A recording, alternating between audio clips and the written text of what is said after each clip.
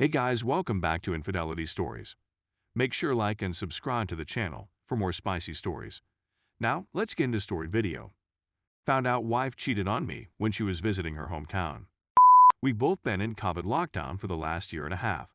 She lost her job and was at home, while I continued to work from home. When immunizations were available to the general public, she returned to her hometown to be vaccinated so she could begin to mingle after being apart from her family for so long. I remained behind due to immigration concerns, since I couldn't cross the border with her Canada to US. May 28th. Everything seemed okay. We were chatting on FaceTime many times a day. Then one day she claims she needs some alone time to ponder about something, so I tell her I won't disturb her. After a few days went by with no word from her, I contacted her to make sure she was well, and all hell broke loose.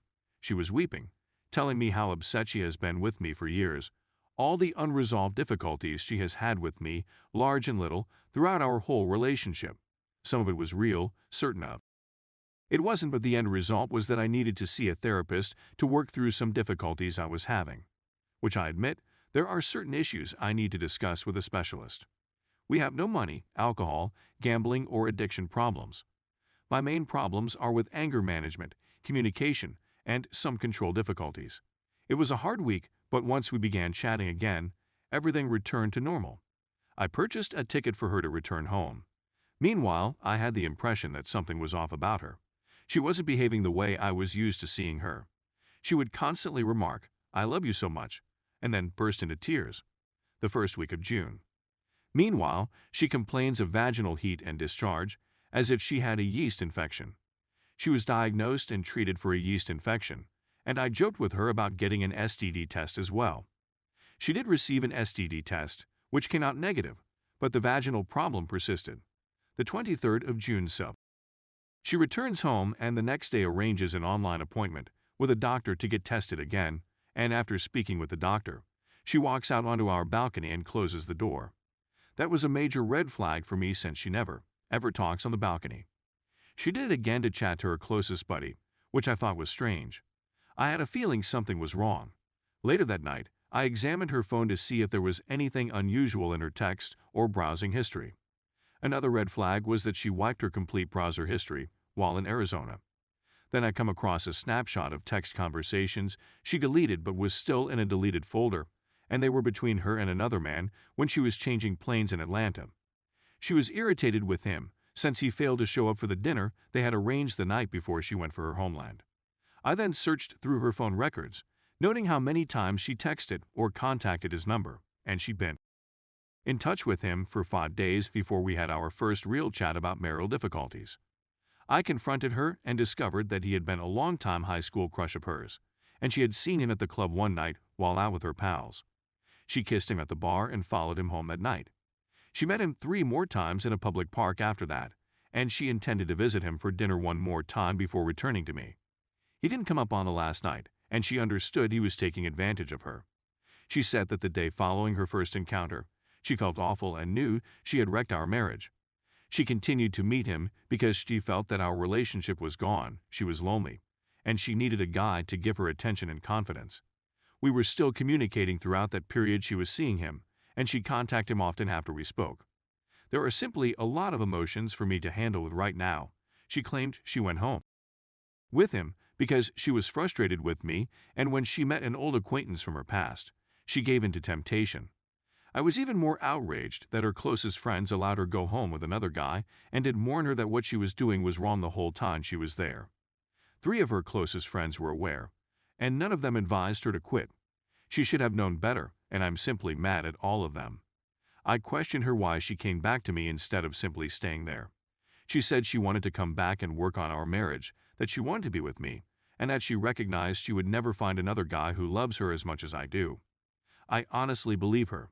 I think her encounter with this guy shattered her. I've been the only guy she's ever been with, so I understand a human urge to try something new when the opportunity arises, but a marriage promise needs to mean something. Now I feel betrayed and disgusted, but I'm not sure whether going to therapy to work on this and forgive her is worth it, or if what she did is unforgivable and dissolving our marriage is the best decision. It's difficult to know what to do since there are so many things society, religion, and culture teach us about marriage, yet life is hard, and being an adult is especially difficult. Is it normal to attempt to forgive what a loved one has done, or do we have certain standards that we must follow regardless of how much a person means to us? We don't have any children, therefore divorce is a viable possibility. At the same time, I committed 9 years in a relationship with her, and although I believe I can forgive her for making a bad choice, it's difficult for me to accept how shabby she treated me and believe that I deserve to retain her in my life. How am I meant to know whether she's telling the truth when she claims she despises herself and wants to be with me? I've contacted a therapist for me as well as our marital counselor. She'll need to see a therapist to work through her concerns. Story 2. My 26F, BF, 24M, found men's hygiene products in my shower and now thinks I'm cheating. They're mine. Been dating 6 months. Anyone who knows me well understands what I'm talking about. I'm hardly what you'd call a girly girl. I've never been there before. I dress casually in jeans and t-shirts, with short hair and no or very little makeup on my face. I don't have anything to wear. I'm not sure whether I'm non-binary or not, and I'm not very interested in delving into the details of the labels. I was born into a feminine body and have always identified as such. Being a woman is not something I'm interested in doing. I'm simply being myself. That is, whatever the case may be. Moreover, I am pleased with myself for being true to myself. That's one of the things my BF appreciates about me. With 2 rooms and my own bathroom, I rent half of a house and live in it half the time. My landlady is a touch out of the ordinary. I was completely unaware of this when I first moved in. She had no restrictions in place, but it turns out she is not a fan of people spending the night. She also spends a significant amount of time at home. As a result, while she is out of state visiting family, this is his first chance to spend time at my place. Just so you know, I'm moving out at the end of my lease. My stay at his residence is simple. I just use whatever is available in his shower and carry a change of clothes with me.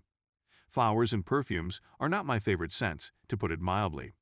Even though my shampoo and deodorant are both labeled as women's, I do have some men's body wash and lotion in my bathroom. He found them in my bathroom, which I had forgotten about. Look, I get how that seems. They are, on the other hand, entirely mine. Simply said, I like the smells. What if I was cheating? Or if he was the side piece, wouldn't I have the foresight to take the other dude's belongings out of my shower with me?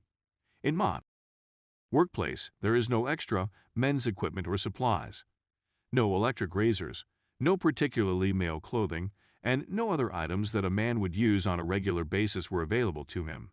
As I explained to him, I had not concealed the bath products since there was nothing to conceal. Here, take a smell. Haven't you noticed how often I've been wearing this fragrance lately? They are mine, and they are soap and lotion. Have you noticed how I don't smell like I've been rolling about in the yard of a 90-year-old woman? Law. He's not going to believe me for a second. Whether there are any other girls who feel the same way as I do, I had no idea it would be such a major source of stress until recently. Possibly a little unusual, and I can see why he wouldn't want to date someone who washes her hair with Irish Spring, but it's reasonable. But I'm not attempting to cheat, and I'm at a loss on what to do in this situation. I'm also not transgender and have no intention of becoming one. I'm just a weirdo that enjoys the scent of men's grooming products and uses them on a regular basis.